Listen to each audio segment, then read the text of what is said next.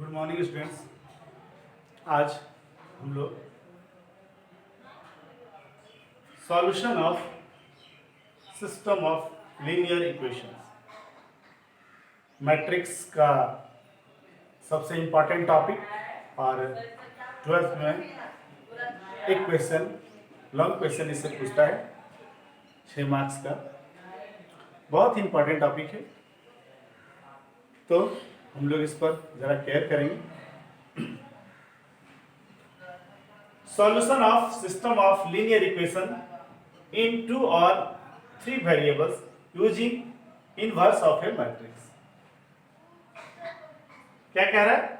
Solution of system of linear equation in 2 और 3 variables using inverse of A matrix. यानी inverse of A matrix के माध्यम से 2 और 3 लीनियर इक्वेशन 3 वेरिएबल का 2 या 3 वेरिएबल का लीनियर इक्वेशन रहेगा, तो कैसे हम लोग वेरिएबल को निकालेंगे, जरा सा ध्यान देंगे। Let the system of linear equations in 3 variables x y z be a1x plus b1y plus c1z बराबर d1, a2x plus b2y plus c2z बराबर d2, a3x plus b3y plus c3z बराबर d3। ये देखिए आप 3 वेरिएबल का है x y z। तो ये 3 वेरिएबल का हो तो कैसे हम लोग सॉल्व करेंगे? तो हम लोग सबसे पहले ये तीनों जो इक्वेशन है इसमें सबसे पहले हम लोग x y और z का जो भी कोफिशिएंट है हम लोग एक जगह लिख देंगे। तो देखिए a1 b1 c1 a2 b2 c2 a3 b3 c3 हमने एक जगह लिख दिया और इसको हम लोग मैट्रिक्स A मानेंगे। इसका सारा कांस्टेंट टर्म को लिख देंगे, x y z का कोफिशिएंट को एक जगह, उसको मैट्रिक्स A मानेंगे। x बराबर जितना वेरिएबल दिया हुआ है यहाँ, वेरिएबल कितना है x y और z, तो ये x y z को हम लोग कॉलम में लिखेंगे, x y z इसमें लिखेंगे कॉलम में। और b मैट्रिक्स क्या है? इसका जो कांस्टेंट पार्ट है बराबर के राइट साइड में d1 d2 d3 d1 d2 d3,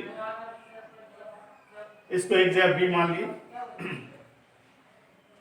अब जरा ध्यान दीजिए, The given system of equations in matrix form will be, हम लोग A देखिए A उतार दिए हम लोग, x वाला फॉर्म में x y z और इक्वल टू B वाला फॉर्म में d1 d2 d3, इस तरह का फॉर्म लिख लें।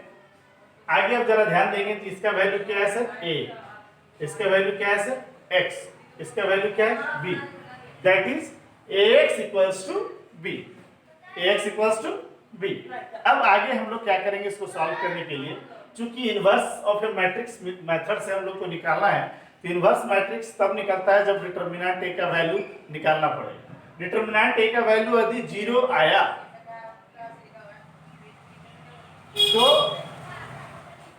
उसके इनफिनाइट नंबर ऑफ सॉल्यूशंस होते हैं या फिर सॉल्यूशन नहीं होते, वो देखेंगे आगे हम लोग। Determinant A not equal to, अगर 0 आया, डिटरमिनेंट ए का वैल्यू नॉट इक्वल टू 0 आया, तब ए इनवर्स एग्जिस्ट होगा, और जब ए इनवर्स होगा तो मल्टीप्लाइंग ए इनवर्स से हम लोग इक्वेशन 1 को दोनों तरफ मल्टीप्लाई कर दे रहे हैं।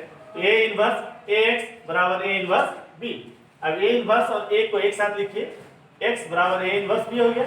अब ए इनवर्स ए आई हो गया, आइडेंटिटी मैट्रिक्स, यूनिट मैट्रिक्स, तो ix बराबर ए इनवर्स b, यानी i से यानी यूनिट मैट्रिक्स से गुना होगा तो कोई अंतर नहीं पड़ेगा, यानी x बराबर A inverse b। Thus x can be determined and consequently x y z will be known। क्या कहता है कि अगर x जो है, जो वैल्यूज में जो वेरिएबल हम लोग निकाल रहे थे x का x y z, और इधर अगर मल्टीप्लाई करने के बाद a इनवर्स b के बाद दोनों को इक्वल कर देंगे, जो भी वेरिएबल हमारा है वो निकल जाएगा। आगे इसको और देखिए, ये 2 वेरिएबल का होता तो क्या होता? सिर्फ a1x plus b1y बराबर d1 होता, a2x plus b2y बराबर d2 होता। तो फिर हम a के जगह पे a1 b1 a2 b2 लिखते, और बाकी x के जगह पे x y खाली होता, b के जगह पे d1 और d2 होता, और आगे फिर ऐसा ही करते। अब एक और बात का ख्याल रखना है, हम लोग इधर वर्किंग रूल हमने लिखा है कि determinant a not equal to 0 आया तो यूनिक सॉल्यूशन होगा x बराबर a इनवर्स b। यदि डिटरमिनेंट a का वैल्यू 0 आया तो दो कंडीशन, या तो सॉल्यूशन होगा या तो सॉल्यूशन नहीं होगा। तो अगर डिटरमिनेंट ए का वैल्यू 0 आया तब हम लोग आगे फाइंड करेंगे adjoint A into B. Adjoint A into B, अगर एडजॉइंट ए इंटू बी बराबर 0 आया तो समझिएगा कि सॉल्यूशन जो है वो इनफिनाइट नंबर ऑफ सॉल्यूशन होगा, अनेक सॉल्यूशन। और यदि adjoint A into B not equal to 0 आया, इसका मतलब इसका सॉल्यूशन नहीं होगा, इट हैज नो सॉल्यूशन। तो ध्यान रखेंगे। और यहाँ एक को हम लोग कोएफिशिएंट ऑफ मैट्रिक्स बोलते हैं। एक को कोएफिशिएंट ऑफ मैट्रिक्स क्यों बोलते हैं? क्योंकि हमने एक्स वाई जेड का कोएफिशिएंट ले रखा है, इसलिए एक को हम लोग बोलते हैं कोएफिशिएंट ऑफ मैट्रिक्स। तो आगे इससे रिलेटेड हम लोग प्रॉब्लम देखेंगे।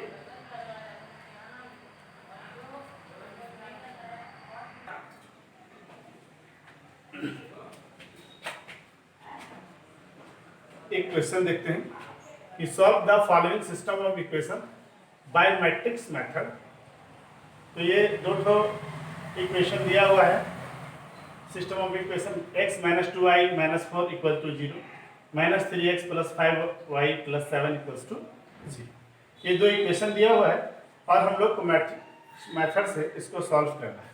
सॉल्व करने का मतलब क्या हुआ कि जो वेरिएबल दिया हुआ है वो वेरिएबल का मान निकालना है। x y का वैल्यू यहाँ क्या होगा, जरा ध्यान देंगे।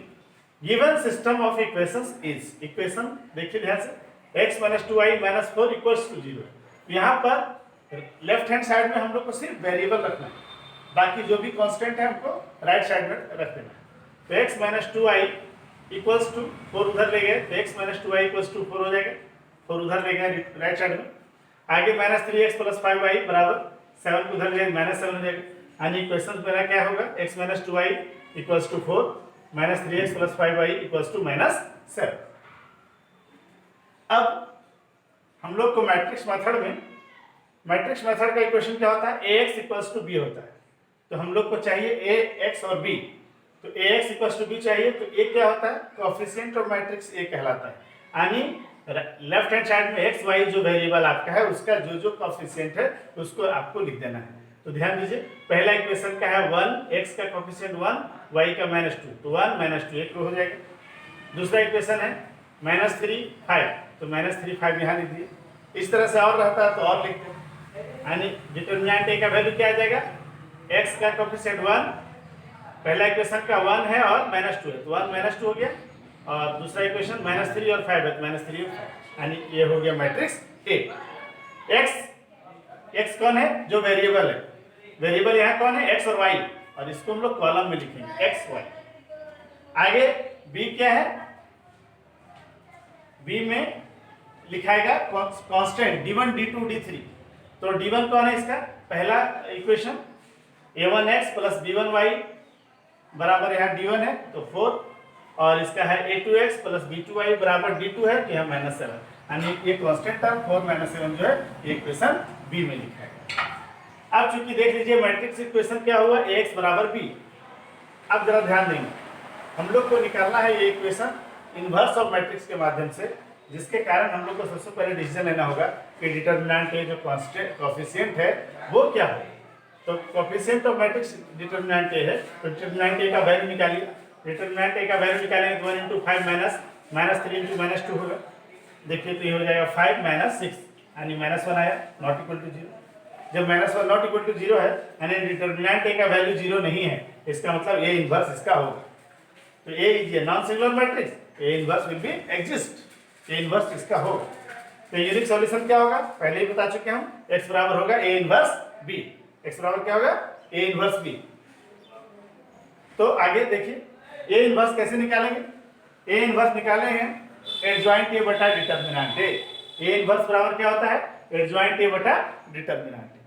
अब एडजॉइंट ए क्या होता है ये पहले ही बता चुके हम, transpose of cofactor.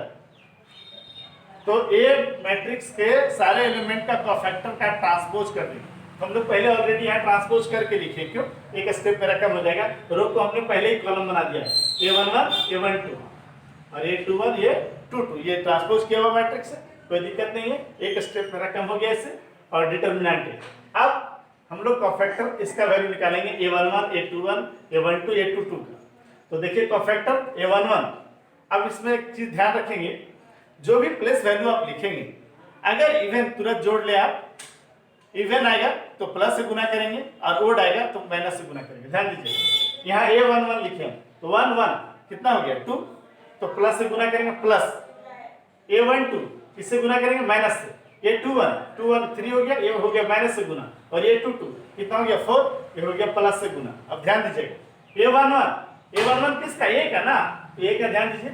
A11 question पे कौन है, A1 है, ये रो और कॉलम, ये रो और ये कॉलम डिलीट होगा तो क्या बचेगा 5, यानी A11 बराबर हो गया +5। अब A12 देखिए, A12 पहला रो दूसरा कॉलम, पहला रो दूसरा कॉलम -2 है, ये रो कॉलम डिलीट होगा क्या बचेगा -3, तो यहाँ 1 2 में है माइनस और -3 तो बाद में +3 हो गया।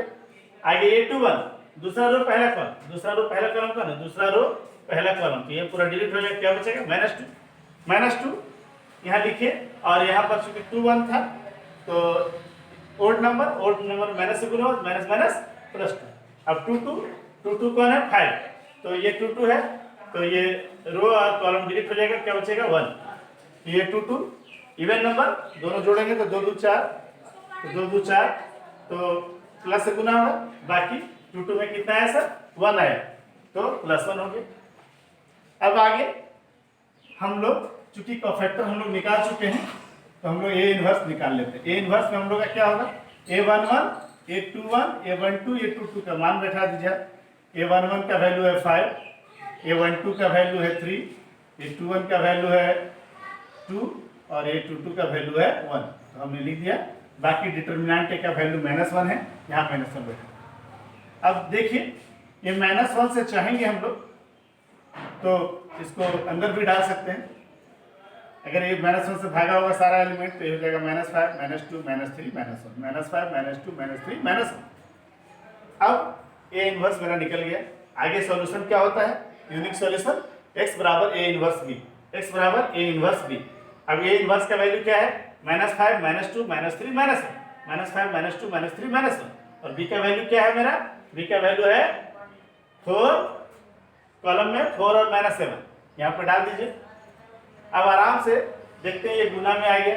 फिर ये डिसीजन लेना है कि शुरू वाले का क्या देखना है कॉलम और बाद वाले का रो, अगर सही है तो इक्वल है तो ये प्रोडक्ट संभव है। तो शुरू वाले का कॉलम चेक करना है, इसका क्या कॉलम है 2, और सेकंड वाले का रो कितना रो है 2, यानी 2 कॉलम इसका 2 रो है, यानी ये प्रोडक्ट संभव है। अब जब प्रोडक्ट संभव लोग डिसीजन ले लिए तो आगे गुना करते हैं। अब देखिए इसके रो से इसके कॉलम को गुना करेंगे कंप्लीटली, तो -5 × 4 प्लस -2 × -7, -5 × 4 फिर -2 × -7, एक ही कॉलम है इसलिए आगे कोई गुना नहीं होगा। फिर अगला स्टेप, अगला रो से -3 × 4 -1 × -7, -3 × 4 -1 × -7। अब इसको हल कर लीजिए, -5 4 जब -20, -2 × 7 -7 है तो +14, और ये हो गया -12 + 7, तो x = क्या हुआ -20 + 14 -12 + 7। तो x का वैल्यू क्या है, x का वैल्यू हम लोग ऑलरेडी देख चुके हैं, xy है, यहाँ xy डाल दीजिए, और -20 + 14 हो गया -6, -12 + 7 हो गया -5। अब ध्यान देकर देखिए तो आप देखिए कि x के जगह पर क्या लिखा हुआ है -6 equal by equality of matrices their corresponding elements are equal, so x = -6 and y = -5। इस तरह से आप बना सकते हैं। ये मेरा कितना 2 इक्वेशन का 2 वेरिएबल का हम लोगों ने बनाया। आगे आप 3 वेरिएबल का भी बना सकते हैं, और डिसीजन आपको डिटरमिनेंट ए से लेना है कि उसका सॉल्यूशन क्या होगा, यूनिक सॉल्यूशन होगा कि इनफिनिटली मैनी सॉल्यूशन होगा।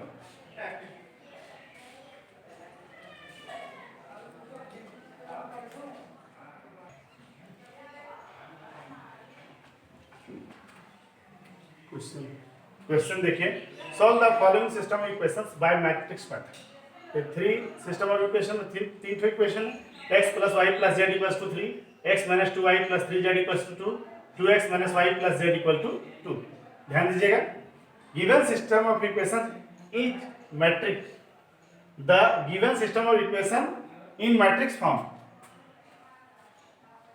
यहाँ इज नहीं होगा, in matrix form is given system of equations in matrix form is क्या होता है, ax = b होता है। एक ax इक्वल्स टू बी, ये क्या होता है, जो भी इक्वेशन दिया हुआ है उसमें वेरिएबल का कोफिशिएंट, इस इक्वेशन का वेरिएबल का कोफिशिएंट कौन कौन है, एक्स वाई जेड का कोफिशिएंट 1 1 1, ये रो 1 हो जाएगा 1 1 1। दूसरा इक्वेशन है एक्स वाई जेड का कोफिशिएंट 1 - 2 + 3, 1 - 2 + 3। तीसरा इक्वेशन है 2 - 1 1, तो 2 - 1 1, ये हुआ मैट्रिक्स ए। अगला क्या है, x क्या होता है, वेरिएबल होता है, वेरिएबल कितने का है, एक्स वाई जेड, ये कॉलम में लिख दीजिए एक्स वाई जेड। और b क्या होता है, कांस्टेंट होता है d1 d2 d3, ये तीनों का जो इक्वल्स टू है 3 2 2 3 2 2, a x और b आ गया। अब आगे हम लोग चेक करेंगे डिटर्मिनेंट ए, डिटर्मिनेंट ए को चेक करेंगे, डिटर्मिनेंट ए का वैल्यू निकालेंगे। x हम इसमें किसी को भी एक्सपेंड कर सकते हैं, हमने r1 को एक्सपेंड किया तो 1 लिए, देखिए रो कॉलम डिलीट, तो -2 × 1 - 2 + 3 हो गया, इसको -1, ये रो कॉलम डिलीट तो क्या हो जाएगा 1 - 6 और प्लस ये हो गया 1, ये रो कॉलम डिलीट तो -1 और -2 × -2 + 4 हो जाएगा। अब इसको हल करिए, 1 × 1 -1, यहाँ हो जाएगा -1 और यहाँ हो जाएगा -5 +1 और -1 + 4 3 हो जाएगा। हल करिए 1, यहाँ हो जाएगा +5, यहाँ हो जाएगा 3, यानी 9 नॉट इक्वल टू 0 है, इसका मतलब ये इन्वर्स इसका होगा। अब आगे हम लोग क्या करते हैं, क्योंकि डिटर्मिनेंट ए का वैल्यू निकालते हैं, अगर 0 नहीं आता है तो ये इन्वर्स होता है, फिर आगे हम लोग एडजॉइंट ए निकालते हैं। एडजॉइंट ए बराबर क्या होता है,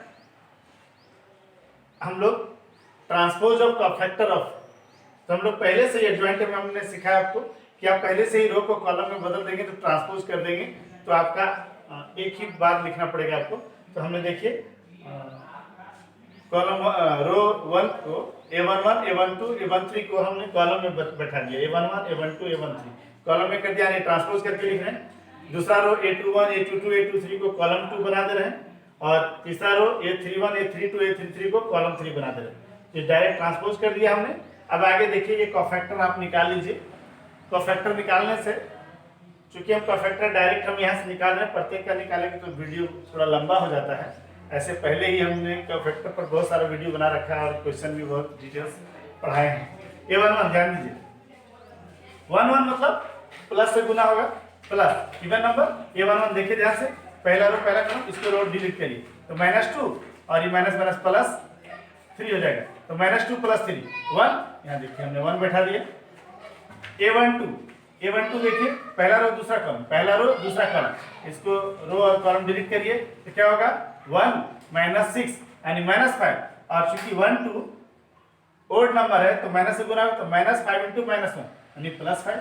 फिर 1 3 देखिए, 3 1 4 यानी प्लस से गुना होगा, अब 1 3 कौन है, ये रो 1, ये डिलीट करिए तो रो कॉलम डिलीट होगा, क्या होगा -1 और ये हो जाएगा +4, -1 + 4 +3 और यहाँ प्लस से गुना यानी +3 ही रहेगा। आगे देखिए a21 दूसरा रो का पहला कॉलम ये वाला होगा, ये दूसरा रो का पहला कॉलम, ये पूरा डिलीट होगा, बचेगा 1 और माइनस माइनस, तो माइनस माइनस +1, तो 1 + 1 +2 होगा, और 2 1 से गुना होगा, यानी 2 1 ओड नंबर, तो माइनस से गुना तो -2 हो गया। इसका दूसरा रो दूसरा कॉलम देखिए यहाँ -2 वाला, ये डिलीट करिए तो 1 और -2 -1 आएगा, -1 बैठा दिए हम लोग। आगे देखिए -1 आया, चूंकि 2 2 था, 2 2 पोजीशन पे था, तो 2 2 पोजीशन प्लस से गुना प्लस × -1 है। अब देखिए दूसरा रो तीसरा कॉलम, ये दूसरा रो तीसरा कॉलम में ये है, ये रो एक कॉलम डिलीट 1 1 2 -1 बचेगा, यानी -1 और -2 -3 होगा, -3 होगा।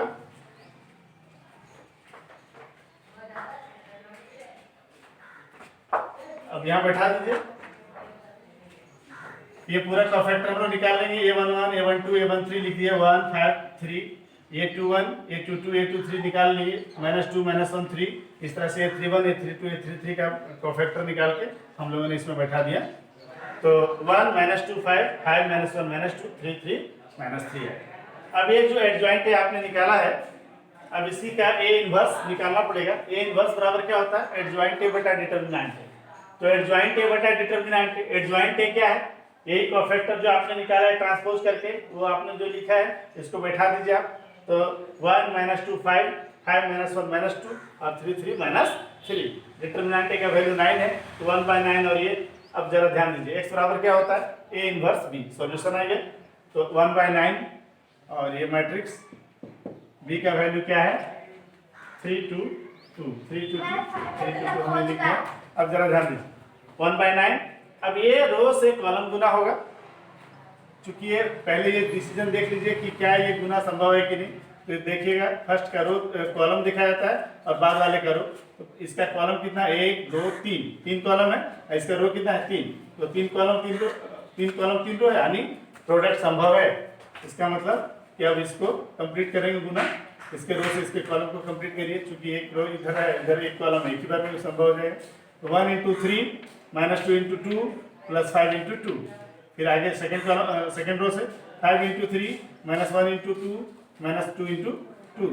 फिर थर्ड रो से 3 इंटू 3 प्लस 3 इंटू 2 फिर माइनस 3 इंटू 2। आगे कंप्लीट करिए इसको पूरा हल करेंगे तो आ रहा है 3 minus 4 plus 10, 15 minus 2 minus 4, 9 plus 6 minus 6। हल करेंगे पूरा तो आएगा 10 प्लस 3 13 में 4 9 आएगा। इसमें भी 15 में 6 घटेगा तो 9 आएगा और 6 6 कट जाएगा तो 9 आएगा। 1/9 और 9 9 9, ये 9 को अंदर ले जाएंगे तो क्या हो जाएगा 9 9 को काटेगा तो 1 बचेगा तो 1 1 1 आ गया। और एक्स वाई जेड का वैल्यू आया 1 1 1, और एक्स का भी वैल्यू 1, वाई का भी वैल्यू 1 और जेड का भी वैल्यू 1। थोड़ा ध्यानपूर्वक बनाएंगे, ये सब बहुत इंपॉर्टेंट क्वेश्चन है, एग्जाम में आने की पूरी संभावना है।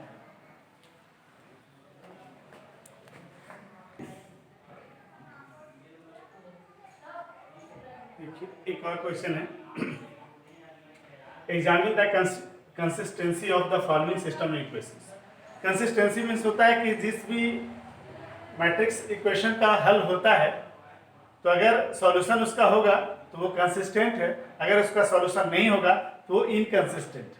ध्यान दीजिएगा, इसका कंसिस्टेंसी चेक करने बोल रहा है। इक्वेशन 3 दिया हुआ है 3x - y + 7z = 3, 2x + y + 3z = 5, x + 4y - 2z = 2। तो हम लोग मैट्रिक्स इक्वेशन जानते हैं, ax बराबर b होता है। a क्या होता है, जो भी इक्वेशन है उसका सारा x y z का कोफिशिएंट। तो पहला इक्वेशन का कोफिशिएंट कितना 3 - 1 7, 3 - 1 7। दूसरे का क्या 2 1 3, 2 1 3। तीसरे का क्या 1 4 - 2। ये हो गया ये। x क्या हो जाएगा वेरिएबल x y z, और b क्या हो जाएगा इसका सारा कांस्टेंट तीनों इक्वेशन का 3 5 1 3 5। अब ax b हम लोगों ने निकाल लिया है। अब डिसीजन हम लोग को लेना है कि डिटरमिनेंट a का वैल्यू क्या हो। डिटरमिनेंट a का वैल्यू निकाल रहे हैं हम लोग, तो इसको क्या कर रहे हैं हम लोग एक्सपेंडिंग रो 1 कर रहे हैं। तो 3 आगे इसका रो कॉलम क्या होगा -2 और -12, फिर अगला माइनस माइनस प्लस 1 हो जाएगा। इसका रो कॉलम डिलीट तो क्या हो जाएगा -4 और -3 और प्लस 7 लेंगे तो 8 -1। आगे इसको हल करिए 3 × -14 + 1 × -7 + 7 × 7। हल करेंगे -42 -7, तो -42 -7 + 49। तो देखिए यहाँ -42 -7 और +49, यानी 40 -49 + 49 क्या है सर 0। डिटरमिनेंट a का वैल्यू आ गया मेरा 0, यानी जब डिटरमिनेंट a का वैल्यू 0 आएगा तो यूनिक सॉल्यूशन नहीं होगा। क्या होगा तो इक्वेशन सिस्टम ऑफ इक्वेशन या तो वो इन्फिनिटली मैनी सॉल्यूशन होगा या तो नो सॉल्यूशन होगा। यहाँ कंडीशन आ गया, ये दोनों में से कोई भी हो सकता है। तो डिटरमिनेंट a का वैल्यू 0 आ गया तो या तो वो उस इक्वेशन का नो सॉल्यूशन होगा या तो इन्फिनिटली मैनी सॉल्यूशन होगा। इसके लिए हम लोग को आगे निकालना पड़ेगा एडजॉइंट a × b। अब एडजॉइंट a क्या होता है कोफैक्टर ऑफ एलिमेंट का ट्रांसपोज। हमने पहले ही ट्रांसपोज कर दिया है a11 a12 a13। रो 1 को हमने कॉलम में पहले ही कन्वर्ट कर दिया है, दूसरा रो को कॉलम में पहले ही कन्वर्ट कर दिया है a21 a22 a23 a31 a32 a33। अभी कोफैक्टर निकालिए आप ध्यानपूर्वक। कोफैक्टर निकालने हम लोग पिछले वीडियोस में देखे हैं। कोफैक्टर कैसे निकालते हैं, जैसे ये पहला एलिमेंट है a11 का देखिए 1 1 यानी प्लस से गुना होगा, प्लस से गुना करके ये पूरा रो कॉलम डिलीट करिए, क्या हो जाएगा -2 और इधर हो जाएगा -12 -14 होगा -14 इंटू 1 + 1 2 2 मतलब इवन नंबर प्लस से गुना होगा प्लस इंटू -14 -14 आगे फिर इसी को देख लीजिए, क्या बोल रहा है ये 2 1 ऊपर में, तो 2 1 दूसरा रो पहला कॉलम, ये दूसरा रो पहला कॉलम खत्म, क्या होगा ये हो जाएगा +2 और हो जाएगा -4 7 28, तो +2 +2 और -28, तो क्या होगा -26 आएगा। और -26 में 2 1 देखिए जरा, 2 1 है यानी जोड़िए 3 आया, ओड नंबर माइनस से गुना -26 और माइनस से गुना यानी +26। इसी तरह से कंटिन्यू करके आप निकाल लेंगे कोफैक्टर। तो एडजॉइंट ए कोफैक्टर आया -14 26 -10 7 -13 5 7 -13 5। आगे देखिए आप, now adjoint A into B, adjoint A into B में क्या है, एडजॉइंट ए आप निकाल रहे हैं, ये उतार दीजिए, और बी क्या है आपका, बी आपका 3 5 1, बी 3 5 1 है, उतार दीजिए।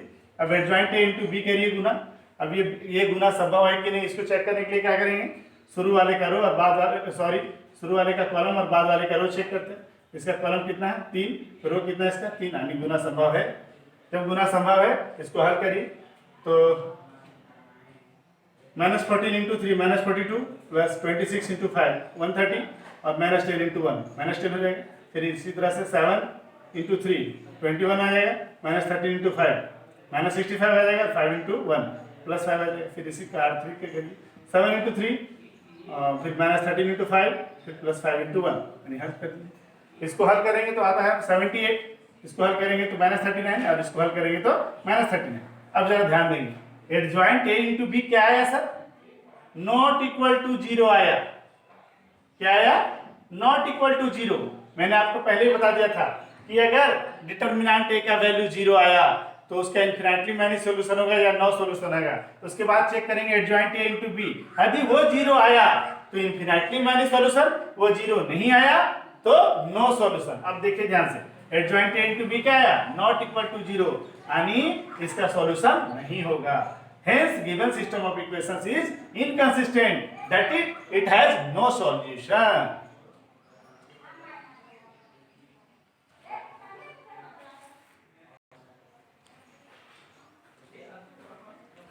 आगे क्वेश्चन देखें, examine the consistency of the following system of equations. क्या दिया हुआ है, x - y + z = 3, 2x + y - z = 2, -x - 2y + 2z = 1। फिर इसी तरह सॉल्व करेंगे हम लोग। द मैट्रिक्स इक्वेशन क्या होता है, ax बराबर b होता है, ax बराबर b, a क्या होता है, जो भी वेरिएबल है उसका कोएफिशिएंट होता है। तो रो 1 में कितना है 1 - 1 1 डाल दिया हमने, रो 2 का 2 1 -1 और रो 3 में है -1 - 2 2, यही कोएफिशिएंट है, ये मैट्रिक्स ए हो जाएगा। x क्या हो जाएगा, जो भी वेरिएबल है उसको कॉलम में लिख देंगे, x y z 3 वेरिएबल है इसका। b क्या हो जाएगा, जो भी तीनों इक्वेशन का कांस्टेंट पार्ट है, तो 3 2 1 ये मैट्रिक्स भी हो जाएगा। अब क्या करते हैं हम लोग, डिटर्मिनेंट ए चेक करते हैं। डिटर्मिनेंट ए में मान लीजिए हमने एक्सपेंडिंग किया है रो 1 को, तो 1 इसको एक्सपेंड करेंगे, 1 लेंगे तो क्या हो जाएगा 2 -2 हो जाएगा, और फिर ये सेकंड वाला माइनस +1 हो जाएगा। फिर ये रो कॉलम डिलीट करिए तो होगा 2 दूना 4 और -1, और फिर ये 1 लेंगे तो हो जाएगा -4 और +1। हल करिए, ये आएगा 0, ये आएगा 3, ये आएगा -3, ये पूरा कट के 0 आ रहा है, यानी डिटर्मिनेंट ए का वैल्यू आ गया 0। 0 जब आ जाता है डिटर्मिनेंट ए का वैल्यू, तो दो कंडीशन होता है, या तो उसका कोई सॉल्यूशन नहीं होगा या तो उसका बहुत सॉल्यूशन होगा। यानी the given system of equations will either no solution और इन्फिनिटली मैनी सॉल्यूशन। चेक करते हैं, आगे हम लोग चेक करेंगे, जब भी इस तरह का कंडीशन आता है तो हम लोग adjoint A into B check करते हैं। तो एडजॉइंट ए क्या होता है, पहले से ही एडजॉइंट ए कोफैक्टर वाला होता है, तो कोफैक्टर को ट्रांसपोज करना पड़ता है। हम लोग पहले ही ट्रांसपोज करके लिख दिया, पहला रो को कॉलम बना दिया, दूसरा रो को दूसरा कॉलम और तीसरा रो को तीसरा कॉलम, यानी A11 A12 A13 A21 A22 A23 A31 A32 A33। Adjoint A निकाल लिया, पहले से ही आप जानते हैं निकालने के लिए, फिर भी एक दो ठो निकाल कर देख लेते हैं।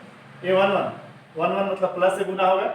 अब A11 पोजीशन पे कौन है, ध्यान दीजिएगा, 11 पोजीशन पर ये है 1, इसको रो कॉलम डिलीट करिए, क्या हो जाएगा 1 × 2 यानी 2 और -2 × -1 +2 हो जाएगा, माइनस से गुना होगा, 2 - 2 1 × 2 तो 2 - 2 0 0 प्लस से गुना होगा तो +2 × 0 0 आएगा। आगे देखिए, दूसरा रो पहला कॉलम कौन है, ये रो कॉलम डिलीट करिए, क्या होगा -2 और +2, 0 फिर 0 और यहाँ फिर माइनस से गुना होगा फिर 0 ही आएगा, इस तरह से ये भी 0 आएगा। आगे कंटिन्यू करिएगा, ये एडजॉइंट आया आपका 0 0 0 -3 3 3 और -3 3 3। आगे देखते हैं now adjoint A into B करना पड़ेगा आपको। एडजॉइंट ए क्या निकाले हम लोग, एडजॉइंट ए पूरा लिख दिया 0 0 0 -3 3 3 -3 3 3। आगे बी क्या है, बी है आपका 3 2 1, तो 3 2 1 डाल दीजिए। अब इसको गुना कर दीजिए, तो 0 × 3 + 0 × 2 + 0 × 1 यानी तीनों 0 आया। फिर -3 × 3 -9, 3 × 2 +6, 3 × 1 3 आया। फिर यहाँ -3 × 3 -9, फिर 3 × 2 6 और फिर 3 × 1 +3। इसको हल करेंगे 0 आया, -9 + 9 क्या होगा 0, -9 + 9 ये भी आया 0। यानी एडजॉइंट ए इंटू बी क्या आया सर 0, यानी 0 मैट्रिक्स आ गया। यानी जब एडजॉइंट ए इंटू बी, ध्यान रहे डिटर्मिनेंट ए 0 आया तो या तो नो सॉल्यूशन है इन्फिनिटली मैनी सॉल्यूशन, तब हम लोग निकालते हैं एडजॉइंट ए इंटू बी। अगर ये 0 आ गया तो इन्फिनिटली मैनी सॉल्यूशन, यानी कि the given system is consistent and it has infinite number of solution. The given system of equation